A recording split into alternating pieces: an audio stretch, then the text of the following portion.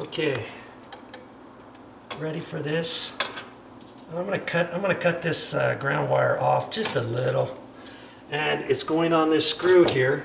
Make sure the screw's out far enough, and I'm gonna do the same thing. I'm gonna just put this in here, let it stick. I gotta let it stick out a little bit before I turn it, because that will allow me enough of a loop for that. Once I put it on here, I've got enough to pinch this on, and then I can tighten that up. Okay. Once I have it like that, I just take that and flip it up like that, and I've got enough. This is flexible enough that I can zigzag it in there. I look, that's sure enough, it's up at the top. Now I can take this and put it sideways. And remember, on one of these, it was loose at the top. And see, it's not sticking. Ah, that's a shame. That tells me, what does that tell me? It tells me I'm going to use these side screws for both of them. Okay, I'm just going to do it for both of them, which now means I'm going to have to strip these wires,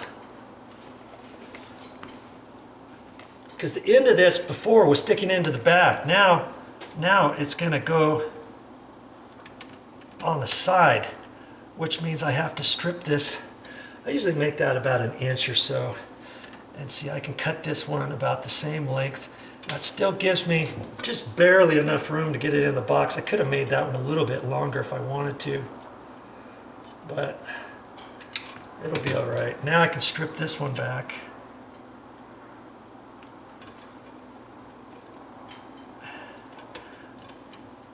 And if you don't think it's enough, hold it on the next one, and it looks like I got to go further.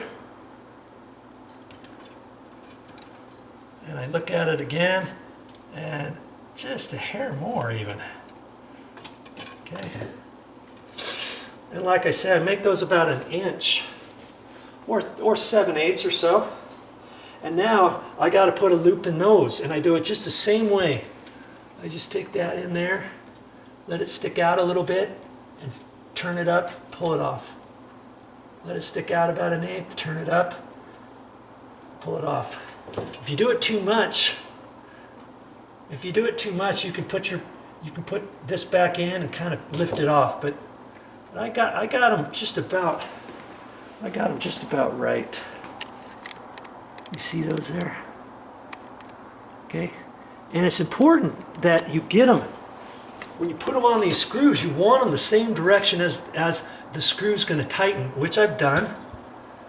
Okay, so now I'm going to put it on sideways, and you want to make sure that these screws are out all the way.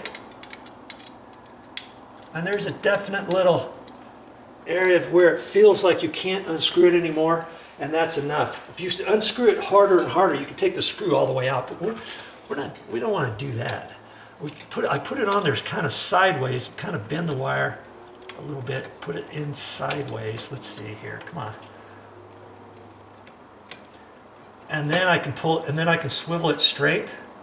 I kind of hold on to that, get my cutter, my tip in there, and try to bend the tip down. Sometimes it's kind of tricky to do. Okay, now I got it over the screw. Now I can tighten it up. And that is always going to be a good connection. That is never coming off. So I did that, I just pushed it on. That's why you got to have the tab long enough so that you can crimp the tip of it down before you tighten up the screw. And I'm kind of pulling on it with my fingers, the pressure that way as I'm tightening. Boom. There's that one. Now all I've got to do is figure out how I'm going to get these wires in there. And I kind of put an S in it. And that way as I push it in there, it all folds up against itself.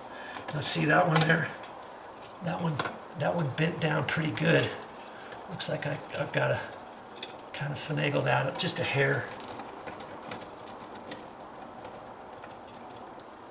That looks pretty good right there. And I can push on those wires because they're a little bit more pliable, because they're more flexible, because this is the 14 gauge wire, this is the 12 gauge wire. See there? We're almost ready to put these screws back in. Well, that's all I got for this time. But I'll be back with more videos. And what am I going to talk about next time?